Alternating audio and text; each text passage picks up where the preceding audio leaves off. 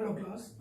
हम लोगों ने अभी तक सॉल्यूशन चैप्टर में क्लास 12 में कई सारे कंटेंट पढ़ चुके हैं, जिनमें से सबसे पहले मैंने आप लोगों को सिखाया था कि सॉल्यूशन क्या होते थे। सॉल्यूशन के बाद कंसंट्रेशन, उनकी जो यूनिट होती थी, mass percentage, mole fraction, strength, molarity, molality, इनसे रिलेटेड जो कॉन्सेप्चुअल क्वेश्चन होते थे वहां तक हम लोगों ने पढ़ा। हम लोगों ने एक टॉपिक वो भी पढ़ा था कि हेनरी लॉ क्या होता था। हेनरी लॉ के टॉपिक को भी हम लोगों ने कंप्लीट किया। उसके न्यूमेरिकल जो होते हैं, उसके न्यूमेरिकल्स को कैसे डील करेंगे, यहां तक की बातें हम लोगों ने पढ़ लिया था। आज का हम लोगों का जो टॉपिक है मेरा प्यारा बेटा, वो टॉपिक है राउल्ट्स लॉ, या फिर हम लोग इसी के अंदर कुछ कंटेंट पढ़ेंगे कि वेपर प्रेशर क्या होता है, वेपर्स प्रेशर क्या होता है। तो हम लोग राउल्ट्स लॉ या वेपर प्रेशर के बारे में थोड़ा बहुत सीखने की कोशिश करेंगे। अच्छा, चलिए कंटेंट की जब हम स्टार्टिंग करते हैं, राउल्ट्स लॉ पर जाने से पहले कुछ बातों को अच्छी तरीके से दिमाग में बैठा लीजिए।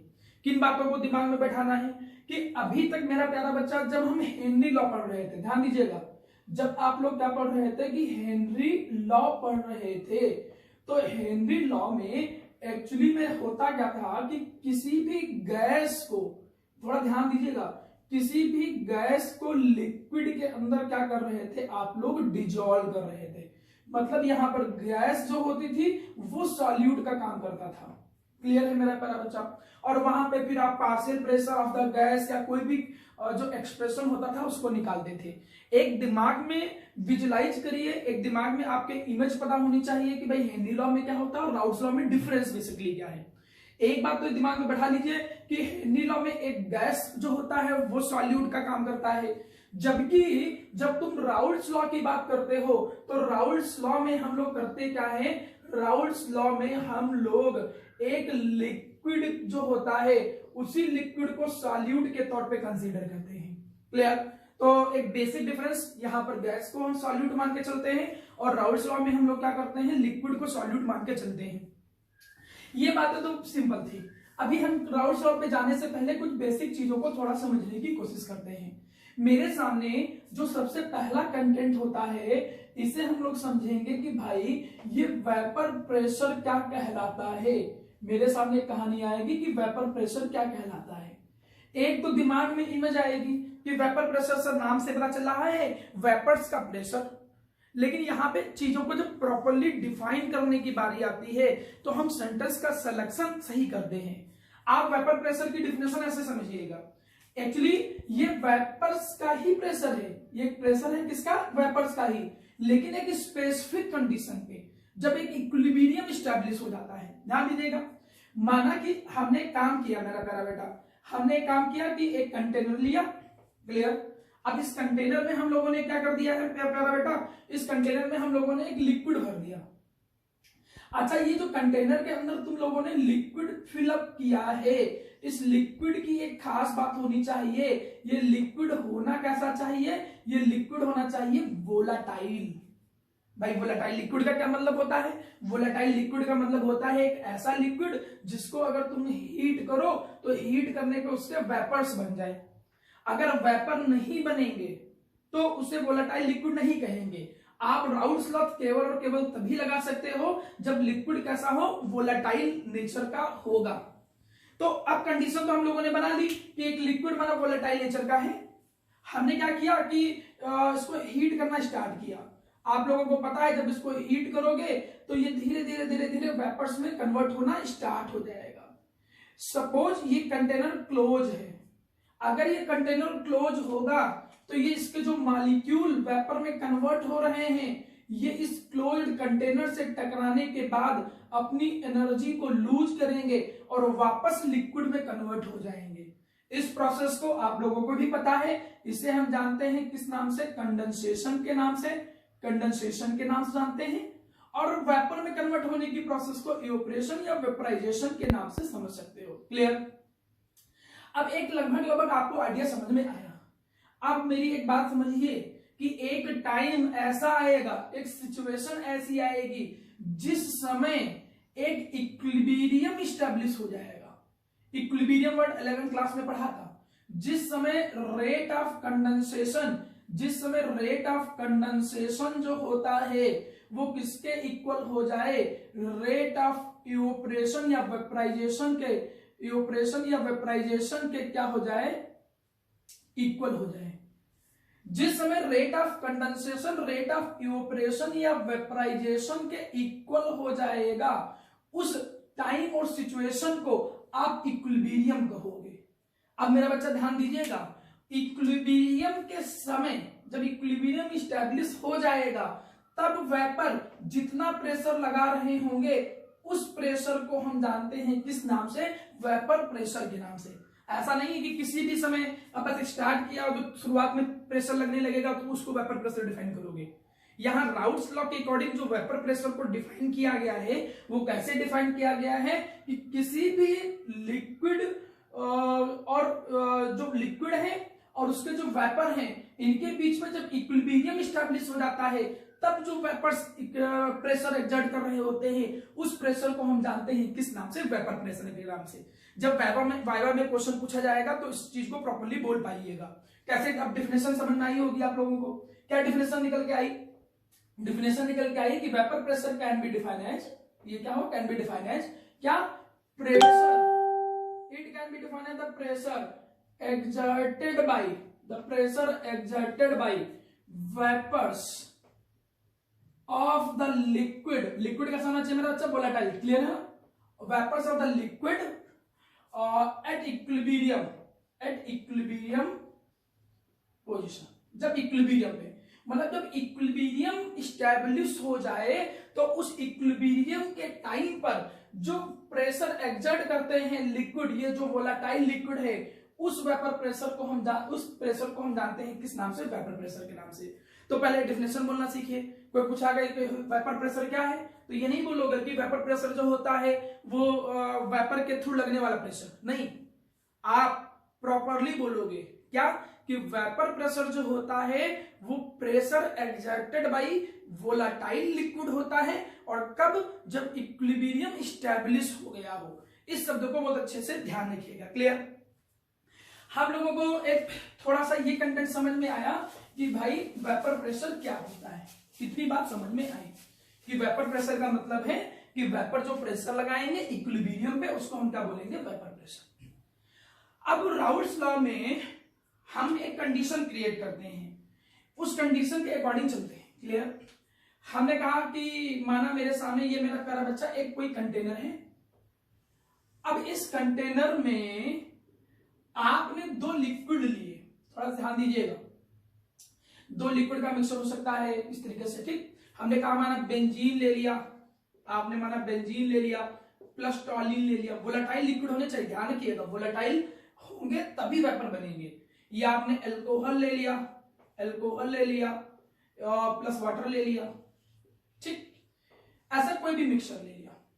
हमने क्या किया कि कंटेनर लिया था, इस कंटेनर में हम लोगों ने दो लिक्विड लिए थे, क्लियर। एक लिक्विड जो था ये हमने कहा दिया हमारा बेंजीन है, और दूसरा लिक्विड जो है हमने कह दिया टॉलिन है। एक लिक्विड L1 हो गया, एक लिक्विड क्या हो गया, L2 हो गया। अब एक बात ध्यान दीजिए, होगा क्या कि जब हम इसको हीट करेंगे प्यारा बेटा, जब हम इसको हीट करेंगे तो जो वेपर्स होंगे ये वेपर बनेंगे, L1 के भी वेपर बनेंगे।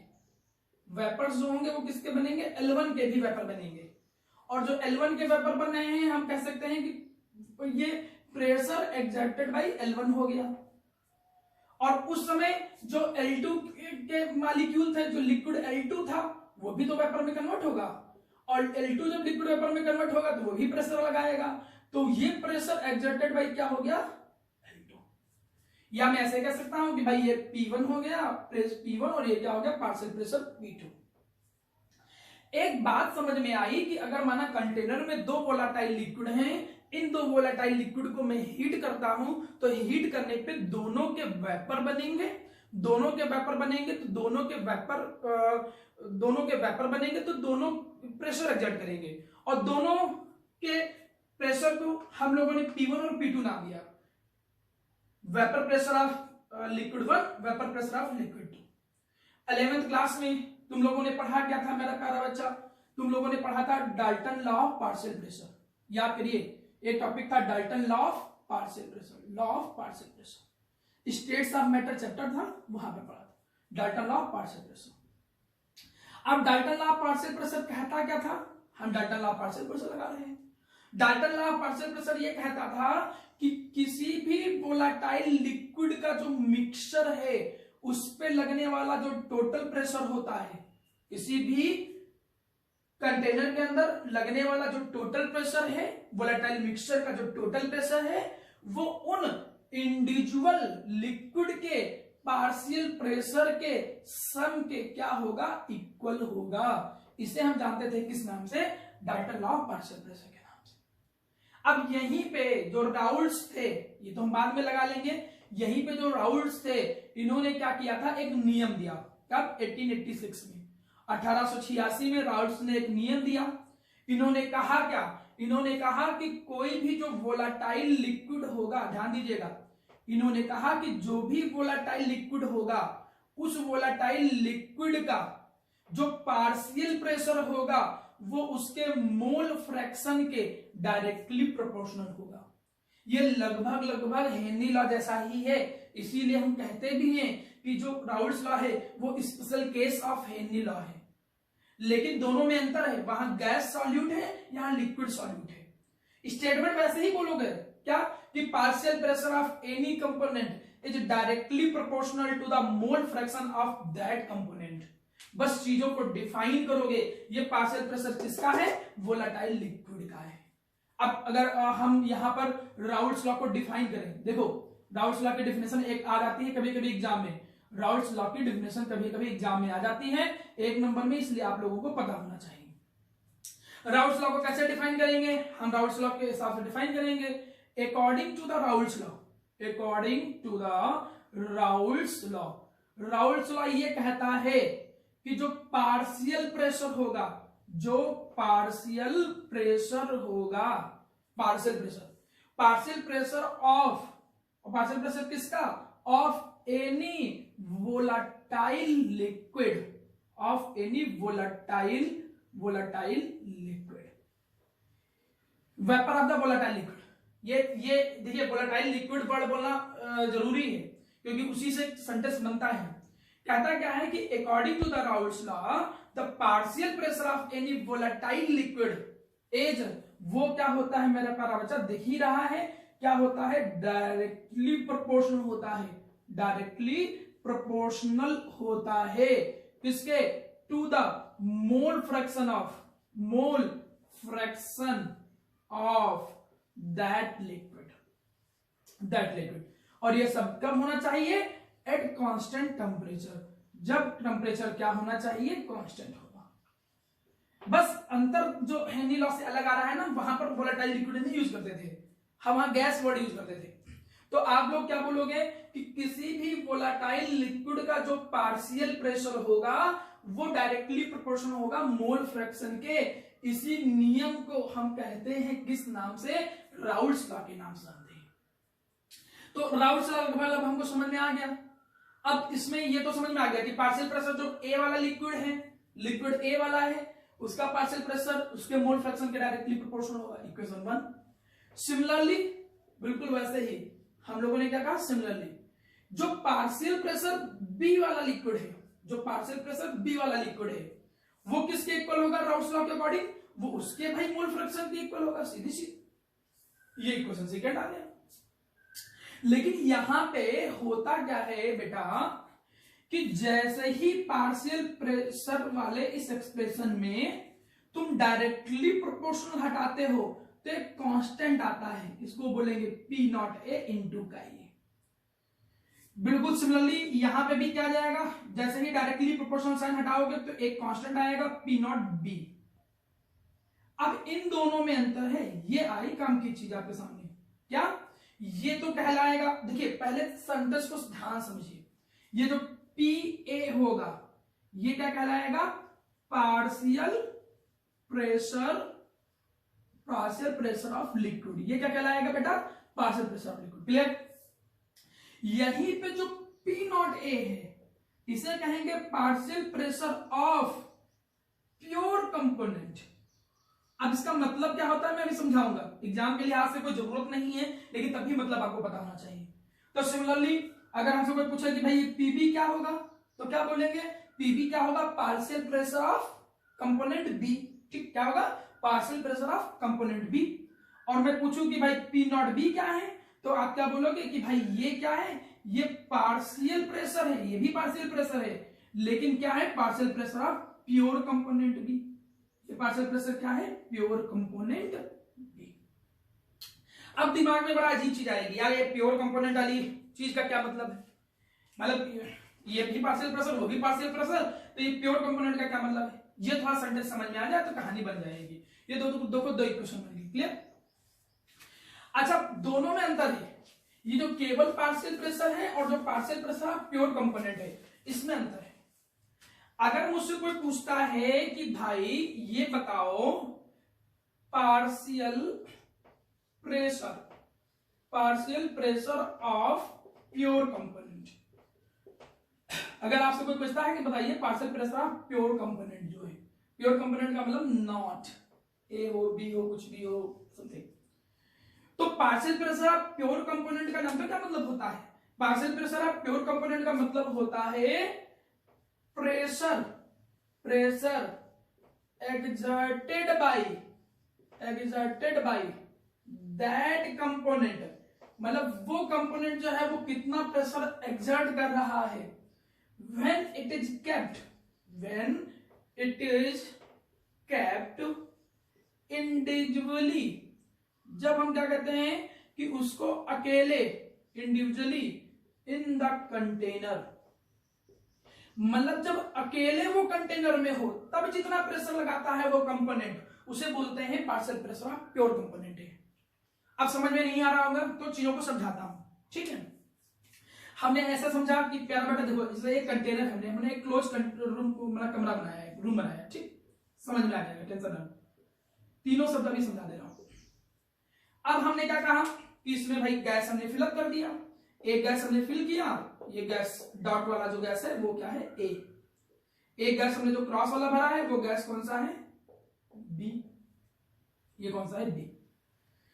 तो ए भी एक प्रेशर लगा रहा होगा, उसे क्या बोलेंगे, partial pressure of A. B के मॉलिक्यूल भी टकरा रहे होंगे, जब टकराएंगे तो फोर्स लगाएंगे, फोर्स पर यूनिट एरिया जो होता है उसी को प्रेशर बोलते हैं। जब बी टकराएगा तो वो भी मेरा प्यारा बच्चा क्या करेगा, प्रेशर लगाएगा। इसे पार्शियल प्रेशर ऑफ ए बोलेंगे, इसे पार्शियल प्रेशर ऑफ बी बोलेंगे, और इन दोनों का जो सम होगा इसे क्या बोलेंगे, टोटल प्रेशर। तो भाई partial pressure of pure component ए का क्या मतलब हुआ सर, ये बताइए इसका क्या मतलब, ये यही को पढ़ाने जा रहे थे आप। तो ये कहता है कि ए कंपोनेंट का जो partial pressure of pure component ए होगा वो तब कहलाएगा प्रेशर जब ए उस कंटेनर में केवल अकेले प्रेजेंट हो, तब जितना प्रेशर लगाएगा।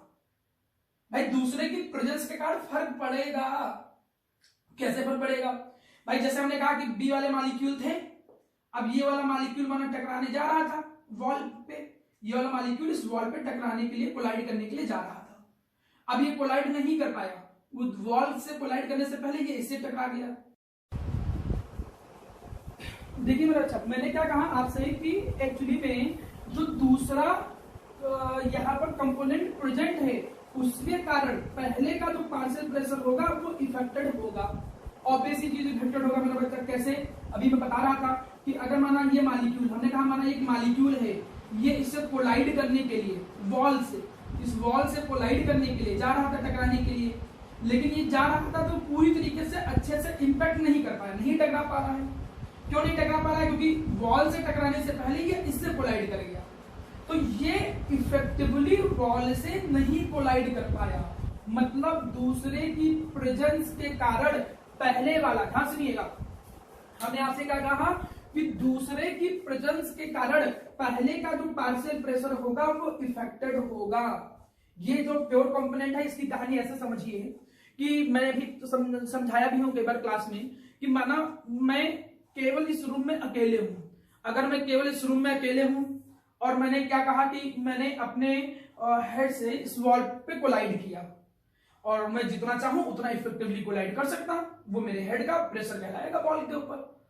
लेकिन अगर यहां पर कोई दूसरा प्रेजेंट है तो हो सकता है उसकी प्रेजेंस के कारण मैं इफेक्टिवली अपने हेड को ना टकरा पाऊं, माना वो मना करे कि सर अभी आप जिंदा रहिए थोड़ा, अभी मरने की जरूरत नहीं, मत टकराइए, तो कहीं ना कहीं उसकी प्रेजेंस के कारण मेरा कोलिजन जो है वॉल के साथ वो इफेक्ट कर रहा है। मतलब जब अगर मैं अकेले होऊंगा तो मैं ज्यादा इफेक्टिवली कोलाइड कर पाऊंगा, दूसरे की प्रेजेंस के कारण अच्छे से कोलाइड नहीं कर पाऊंगा। तो अब दोनों में अंतर है, जब बाकी कंपोनेंट भी प्रेजेंट है तब जितना मैं प्रेशर लगाऊंगा वो केवल पार्शियल प्रेशर कहलाएगा, और जब मैं अकेले कंटेनर में हूं तब जितना मैं प्रेशर लगाऊंगा उसे मैं क्या बोलूंगा, partial pressure of pure component है। एक बात समझ लो, अगर मैं कंपैरिजन की बात कहूं, मैं कहूं कि ये खाली पीए को क्या बोलते हैं, partial pressure of A, P not ए किसको कहते हैं, partial pressure of pure component है, और केवल पीए किसे कहते हैं, पार्शियल प्रेशर ऑफ ए।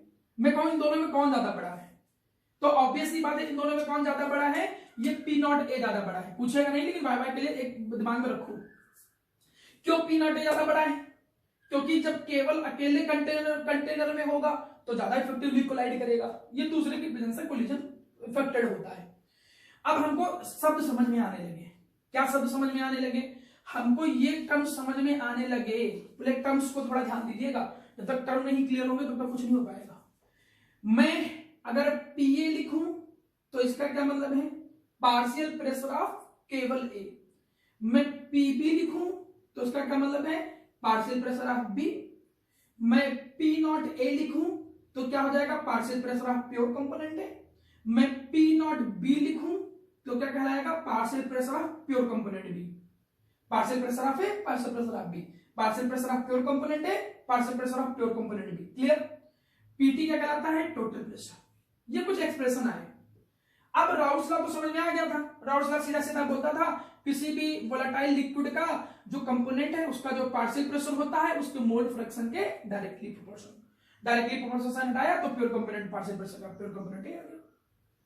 अब लगा दीजिए इक्वेशन 1 इक्वेशन 2 में क्या लगा दीजिए, क्या, according to the Dalton law of partial pressure, according to Dalton law of partial pressure, Dalton law of partial pressure. अब ये जो Dalton law of partial pressure है मेरा प्यारा बेटा, ये क्या कहता था, ये कहता था कि किसी भी लिक्विड के किसी भी कंटेनर के अंदर जो वोलेटाइल लिक्विड है उनका जो टोटल प्रेशर है वो इंडिविजुअल कंपोनेंट के एल्जेब्रिक सम के बराबर होगा। Dalton law of partial pressure पढ़ा था, the total pressure of a volatile liquid will be, volatile liquid का जो मिक्सचर है that will be equal to the partial pressure of इन जो इनके कंपोनेंट्स हैं। तो ये कहानी जो हमको समझ में आई, वैल्यू रख दीजिए। जैसे ये वैल्यू यहां पर रख दिया तो क्या निकल गया, PT total pressure equal to PA की वैल्यू, तो यहां से ये इक्वेशन आई तो क्या निकल गया, पी नॉट ए इंटू का ए, यहां पर ये क्या निकल गया, पीबी कितना है, पी नॉट बी इंटू का ए। ये फॉर्मूला जो निकल के आया है इसको दिमाग में बैठा लीजिए, जो हमारे सामने राउल्स लॉ के न्यूमेरिकल आते हैं एग्जाम में वो इसी फॉर्मूले पर आएंगे आपके सामने, इसी फॉर्मूले से सारे न्यूमेरिकल होंगे। इसमें जितने भी एक्सप्रेशन है सारे एक्सप्रेशन को ध्यान दो। पीटी क्या है बताओ, पीटी क्या है, टोटल प्रेशर, क्लियर है। पी नॉट ए क्या है, partial pressure of pure component ए, का ये क्या है, मोल fraction of A. P not B जो है वो पी नॉट बी क्या है मेरा बच्चा, partial pressure of pure component B, का बी क्या है, मोल फ्रैक्शन ऑफ बी। आपको लगभग हर वर्ड का मतलब पता होना चाहिए। अब यहां पर कुछ चीजें थोड़ा सा सही करता हूं। एक एग्जांपल के तौर पे मैं ये मान के चल रहा हूं, क्या मैं एक चीज बताओ, काई ए की जगह पर क्या मैं 1 माइनस काई बी लिख सकता हूं, बिल्कुल लिख सकता हूं। क्यों लिख सकता हूं, क्योंकि जो मोल फ्रैक्शन का सम होता है वो कितना होता है, 1। तो अगर मैं काई ए को इससे रिप्लेस करूं तो देखो क्या कहानी बन के आती है, या कहानी ये बन के आती है कि पीटी इक्वल टू क्या आ जाएगा, पी नॉट ए, ये आ जाएगा 1 माइनस काई बी, प्लस क्या आ जाएगा, P not B into chi B. तो सॉल्व करिए इसको, निकल क्या आ जाएगा, P not A minus P not A into chi B, plus क्या आ जाएगा, P not B into chi B. चीजों को जब आपने सुधारा तो क्या निकल गया, P T equal to P not A plus क्या आया, P not B minus P not A into chi B. अब एक फॉर्मूला ये है, कभी कभी ऐसे फॉर्मूले आपको रेफरेंस में, बुक में, एनसीईआरटी में यूज मिल जाएंगे, लेकिन एक बात समझो, ये सब डिराइव्ड फॉर्मूले हैं मेरा बेटा, इसकी तुम्हें जरूरत नहीं है। ये तो देखो तब यूज किया जा रहा है जब केवल एक ही मोल फ्रैक्शन दिया गया हो। एक ही मोल फ्रैक्शन का मतलब केवल काई बी दे रखा हो, काई ए ना दे रखा हो। तो मैं क्यों कंफ्यूज करूंगा खुद को या फॉर्मूला ऐसा याद करने में।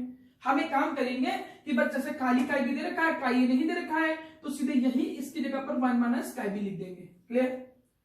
अदरवाइज अगर एक का मोल फ्रैक्शन पता है दूसरे का नहीं पता है तो वर्ष घटा के तुम निकाल लो। तो कहानी उतनी कोई कठिन नहीं है, लगभग लगभग आपको समझ में आ रही होगी। तो ये फॉर्मूला, यही केवल फॉर्मूला आप याद रखिए, इसी से सारे न्यूमेरिकल्स जो होंगे वो आपको समझ में आएंगे। इतनी चीज पढ़ने के बाद एक टॉपिक मेरे सामने और आता है, उस टॉपिक को थोड़ा ध्यान से समझिएगा। मेरे सामने आता है कि बताइए वो कौन कौन से फैक्टर्स होते हैं, फैक्टर्स ऑन विच, जिस पर मेरा बच्चा क्या करता है, ऑन विच ये वेपर प्रेशर जो होता है, वेपर प्रेशर ये क्या करता है, डिपेंड करता है या इफेक्ट करता है, डिपेंड करता है या इफेक्ट करता है। अब देखिए बहुत सारे फैक्टर आपको मिल जाएंगे, कंटेंट बहुत बड़ा है लेकिन हम केवल बोर्ड की बेसिस का कंटेंट तैयार कर लेंगे, ठीक है। जैसे एक तो आपके सामने कंटेंट आया है मेरा बच्चा, क्या, नेचर ऑफ द लिक्विड। एक मेरे सामने कंटेंट क्या है, nature of the liquid. Nature of the liquid ये कहता है कि अगर कोई वोलाटाइल लिक्विड होगा, जितना ज्यादा वोलाटाइल लिक्विड होगा उसका वेपर प्रेशर ज्यादा होगा। क्यों? वोलाटाइल का मतलब क्या होता है, जल्दी वेपर में कन्वर्ट हो। जल्दी कौन वेपर में कन्वर्ट होगा, जिनके बीच में अट्रैक्शन फोर्स कमजोर होगा, क्योंकि अट्रैक्शन फोर्स कमजोर होगा तो जल्दी टूट के ब्रेक होके वेपर में कन्वर्ट हो जाएगा, तो वेपर प्रेशर भी ज्यादा लगाएगा। तो कहीं ना कहीं वेपर प्रेशर जो है वो किस पे डिपेंड कर रहा है, नेचर ऑफ लिक्विड पे तो डिपेंड कर ही रहा है। इसके अलावा अदर फैक्टर देखो, वो टेम्परेचर पे भी डिपेंड कर सकता है। किस पे डिपेंड करेगा, टेम्परेचर पे। सीधी सी बात है, ज्यादा टेम्परेचर होगा तो जल्दी वेपर में कन्वर्ट होगा, जल्दी वेपर में कन्वर्ट होगा तो वेपर प्रेशर क्या रहेगा, ज्यादा। तो ये वेपर प्रेशर जो होता है वो टेम्परेचर पे भी डिपेंड करता है और नेचर ऑफ लिक्विड पे भी डिपेंड करता है। थर्ड फैक्टर देखो, और भी बहुत सारे फैक्टर जिन पे डिपेंड करता है। आपको उतना ज्यादा तैयार करना है तो बुकलेट से चीजें मिल जाएंगी आपको, लेकिन कुछ जो याद रहने लायक है उनको याद रखो। सरफेस एरिया आपने कई बार पढ़ा होगा, जितना ज्यादा सरफेस एरिया होता है जल्दी इवोपरेशन होता है। भाई एक कप में चाय रखी है और एक प्लेट में चाय रखी है, तो प्लेट में जो चाय है वो जल्दी ठंडी हो रही है क्योंकि जल्दी इवोपरेट हो रहे हैं मॉलिक्यूल। तो सरफेस एरिया जितना ज्यादा होगा उतना ही जल्दी वेपर बनेंगे, जितनी जल्दी वेपर बनेंगे वेपर प्रेशर ज्यादा रहेगा। तो कई सारे फैक्टर ऐसे हैं जिन पर वेपर प्रेशर जो होता है वो डिपेंड करता है, ये बात जरूर याद रखिएगा। कुछ ही क्वेश्चन आते हैं कि कौन सा फैक्टर है जिस पर डिपेंड करता है, राउल्ट्स लॉ की डेफिनेशन बताइए, ये आप इसका न्यूमेरिकल जो है वो डिस्कस करिए। एक क्वेश्चन आ जाता है मेरा प्यारा बच्चा, ये वाइवा पर बेस्ड क्वेश्चन है, ये कभी कभी वाइवा में एग्जामिनर पूछता है क्वेश्चन। क्या कहता है कि बताइए, क्या बताइए, क्या Raoult's law is the special case of Henry law. आप ये बताइए क्या जो राउल्ट्स लॉ होता है वो हेनरी लॉ का क्या कोई स्पेशल केस है। आप कह सकते हो हाँ बिल्कुल, राउल्ट्स लॉ जो है वो हेनरी लॉ का स्पेशल केस है। तो आप बोलोगे कि हाँ यस सर, जो राउल्ट्स लॉ होता है वो हेनरी लॉ का स्पेशल केस है। क्यों? क्योंकि राउल्ट्स लॉ में देखो क्या था, P not A equal to P A equal to P not A into chi, ये तो आया ना। और जो अगर मैं हेनरी लॉ लगाऊं तो हेनरी लॉ में यहां पर क्या आता था, बस हेनरी कांस्टेंट आता था। आप बोलोगे कि दोनों के केस में जो कंपोनेंट होता है उनका पार्शियल प्रेशर सिमिलरिटी देखो क्या है, दोनों के केस में जो पार्शियल प्रेशर होता है वो उसके मोल फ्रैक्शन के डायरेक्टली प्रोपोर्शनल होता है, बस कांस्टेंट चेंज है। बस ये मान चलो कि एक ऐसा स्पेशल केस है जिसमें पी नॉट ए जो होता है वो के एच के बराबर होता है। तो आप बिल्कुल बोलोगे कि हाँ सर, जो राउल्ट्स लॉ होता है वो स्पेशल केस जो है वो किसका है, हेनरी लॉ का है। अब हम यहां पर कुछ न्यूमेरिकल्स, एक दो न्यूमेरिकल डिस्कस करेंगे, उन न्यूमेरिकल्स को करने के बाद आपका राउल्ट्स लॉ का जो टॉपिक होगा वो कंप्लीट हो जाएगा। क्लियर है?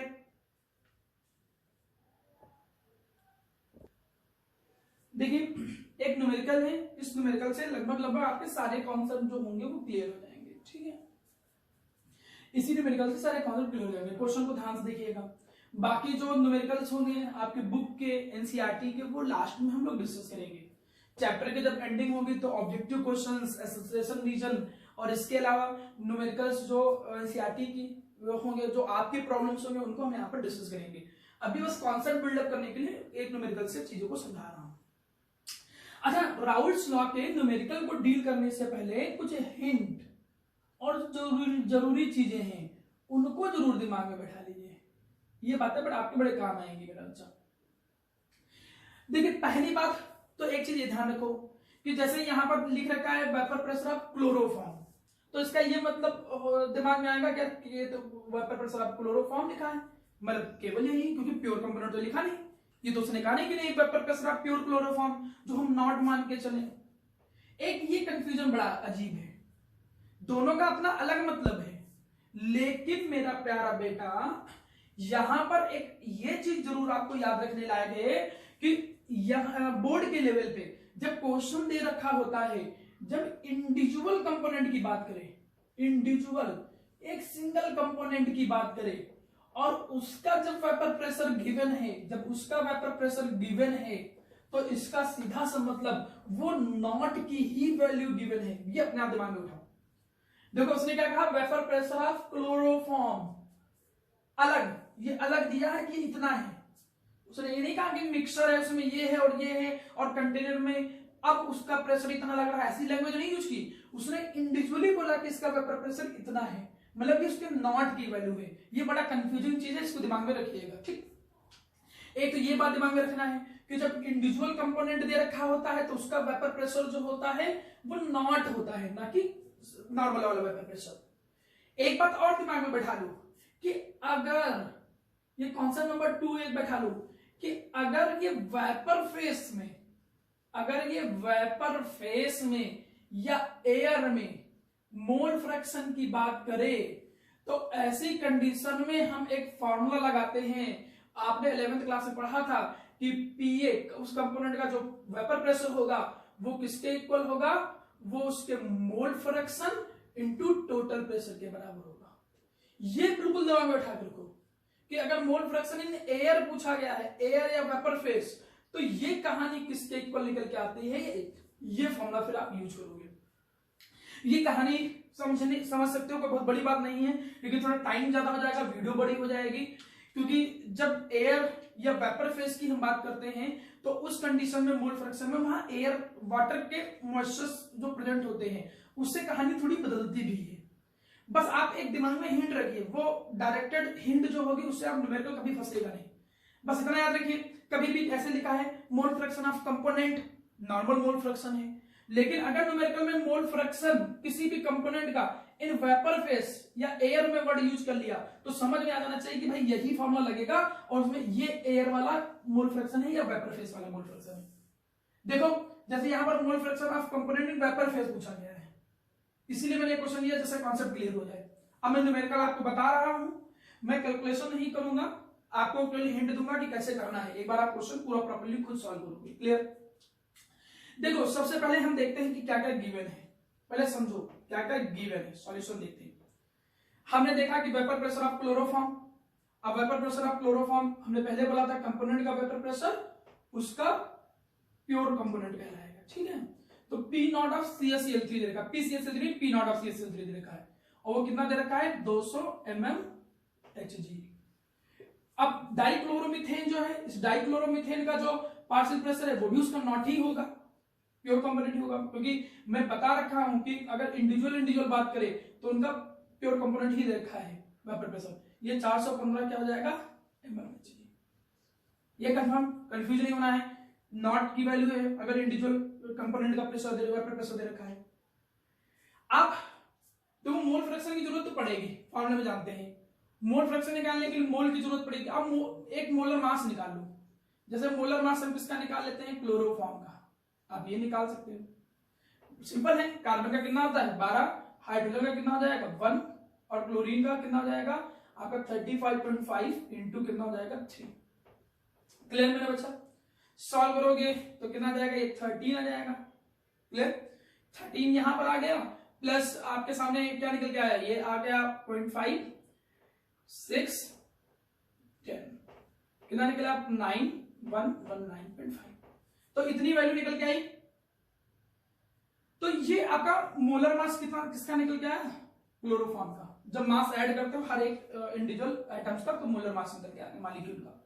जरूरत तुमको आगे चल के पड़ेगी मोलर मास CH2Cl2 के डाइक्लोरोमीथेन का, तो वो भी निकल के आ जाएगा। तो 12 2 14 तो ये हो गया, कार्बन का 12, इसका 2 14 हो गया। क्लोरीन का आपका कितना आ जाएगा 35.5 70 71 71 कितना आ जाएगा आपके सामने 85। तो देखो ये भी कहानी आपके सामने पता चली है, ये जरूरत पड़ सकती है। अब क्वेश्चन में पहले हम देखेंगे पूछा भाई क्या है। उसने पूछा है वेपर प्रेशर ऑफ सॉल्यूशन निकालो, सॉल्यूशन का मतलब मिक्सचर, तो टोटल प्रेशर पूछा है, ये भी समझ में आ गया। देखिए गिवन और क्या पूछा गया है, इस चीज की एनालिसिस से न्यूमेरिकल सही से करने की एबिलिटी आती है। अब आपने टोटल प्रेशर पूछा है तो भाई निकाल ले जाएंगे, कैसे करेंगे? आपको पता है कि टोटल प्रेशर जो होगा वो उनके इंडिविजुअल प्रेशर के इक्वल होगा। CH3 प्लस पार्शियल प्रेशर जो होगा वो CH2Cl2 इसके सम के बराबर होगा। यही इंडिविजुअल सिंपल सा फॉर्मूला था।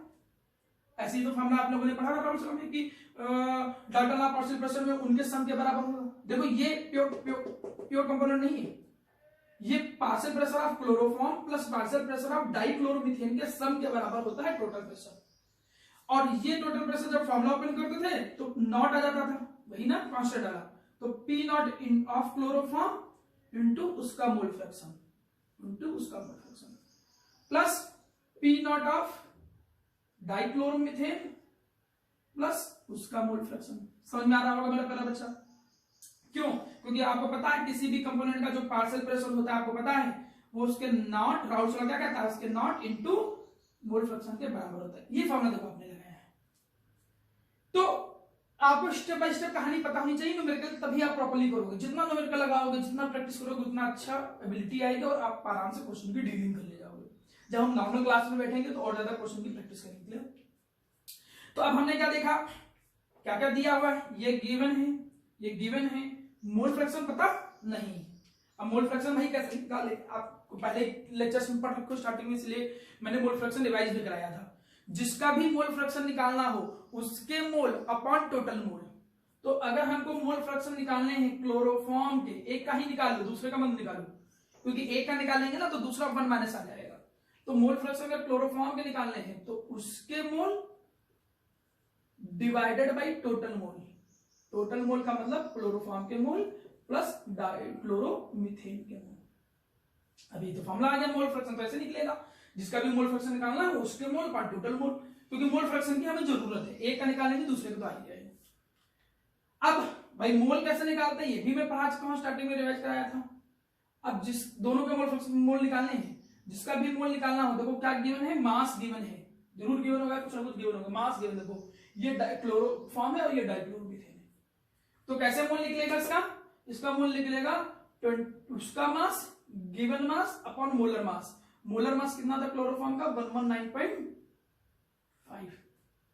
सिमिलरली नंबर ऑफ मोल जो किसके हैं डाइक्लोरोमीथेन के वो कितना निकल के आएगा मेरा बच्चा, इसका मास डाइक्लोरोमीथेन का मास कितना है, देखो ये है 40 ग्राम डिवाइडेड बाई इसका मोलर मास कितना जाएगा 85। देखो दोनों का जो मोल आपका है वो निकल के आ गया। अब जब दोनों का मोल निकल के आ गया तो आप क्या करोगे, मोल फ्रैक्शन की फॉर्मूला में वैल्यू रख दीजिए, मोल फ्रैक्शन के फॉर्मूला में वैल्यू रख दिया। जिसका भी मोल फ्रैक्शन निकालना है उसके मोल कितने हैं 25.5 divided by 119.5 divided by total mole आपने यहां वैल्यू रख दिया, टोटल मोल की वैल्यू रख दिया। अच्छा कितनी चीज क्लियर है, आप सॉल्व करोगे टाइम बचाने के लिए मैं कल से यूज कर ले रहा हूं कैलकुलेटर, लेकिन आपको यहां पर केवल हाथ से ही न्यूमेरिकल सीबीएसई बोर्ड का हो तो प्रैक्टिस करनी पड़ेगी। इसका लगभग आंसर लगभग आएगा 0.6 के अराउंड समथिंग। चलो हम मान लेते हैं, लगभग मान लेते हैं, अभी कैलकुलेशन आप आराम से करिएगा, ठीक है। हमने कहा कि मानव मोल फ्रैक्शन कितना है 0.6 आया, एक एग्जांपल के तौर पर लेट आप सॉल्व करिएगा, देखिए कितना आ रहा है, ठीक 0.4 0.6 समथिंग ऐसी है। अब इतनी चीज आई, इतनी चीज आने के बाद अगर मोल फ्रैक्शन इसका निकल के आ गया तो दूसरे का भी मोल फ्रैक्शन निकल के आ जाएगा। डाइक्लोरोमीथेन का मोल फ्रैक्शन देखो क्या हो जाएगा, तो 1 माइनस 0.6 का मतलब कितना आ गया 0.4। आगे दोनों वैल्यू रख दो कट से, यहां से आप आराम से वैल्यू पटाख से क्या वैल्यू निकल के आई, पार्शियल प्रेशर ऑफ क्लोरोफॉर्म पता था 200, उसका मोल फ्रैक्शन कितना निकल के आया लगभग 0.6, ठीक है, अंदाजा लग जाएगा, इसमें कोई परेशानी वाली बात नहीं, ठीक है। तो ये चीज लगभग लगभग आपको समझ में आई। अब दूसरे का मोल पार्शियल प्रेशर माना दे रखा है 415, उसका मोल फ्रैक्शन निकालो। लेट सपोज मतलब अगर ये इतना माना है लेट तो 0.4, ये एक आप कैलकुलेशन खुद करोगे, देखोगे कितना आ रहा है, ठीक है, मैं एक अंदाजे का तो बताया। तो जैसे सॉल्व करोगे देखो तुरंत टोटल प्रेशर जो होगा वो आपके सामने निकल के आ जाएगा। सॉल्व हो गया मेरा बच्चा, बस आपको न्यूमेरिकल प्रैक्टिस करनी है, जितनी जल्दी से जल्दी क्वेश्चन लगाएंगे। अब इतनी चीज जब समझ में आ गई, सेकंड पार्ट देखो, सेकंड पार्ट में देखो क्या कह रहा है, मोल फ्रैक्शन हर कंपोनेंट का निकालो वेपर फेस में। मैं पहले ही बोला था वेपर फेस में जब पूछेगा तो ये फॉर्मूला लगाओगे, मतलब अगर वेपर फेस में मोल फ्रैक्शन निकालना है क्लोरोफॉर्म का, नीचे लिख दो एयर या वेपर फेस, तो आप क्या करोगे, उसका जो पार्शियल प्रेशर होता है डिवाइड बाई टोटल प्रेशर। अब ये पार्शियल प्रेशर ये नहीं कि उठाओ और वो नॉट वाली वैल्यू रख दो, नॉट वाली वैल्यू नहीं रखोगे, ये किसके बराबर होता है, तो कि यहां ये इसके बराबर था, ये इतने एक्सप्रेशन के बराबर, तो आप यहां पर फिर वैल्यू वगैरह पूरी रखोगे। जैसे यहां पर वैल्यू दोबारा पूरी रखोगे सही से, आपने जैसे वैल्यू टोटल प्रेशर और ये सारी वैल्यू रखी, देखो मोल फ्रैक्शन किस में निकल के आ गया, एयर में भी निकल के आ गया। क्वेश्चन सिंपल है, बहुत कठिन चीजें नहीं होती, आपको बस क्वेश्चन करने का तरीका पता हो। आपको पता है हम यही फॉर्मूला लगाते हैं, एक फिक्स फॉर्मूला है, टोटल मिक्सचर का प्रेशर किसके बराबर होता है, उसके not into mole fraction plus दूसरे कंपोनेंट का नॉट इनटू मोल फ्रैक्शन।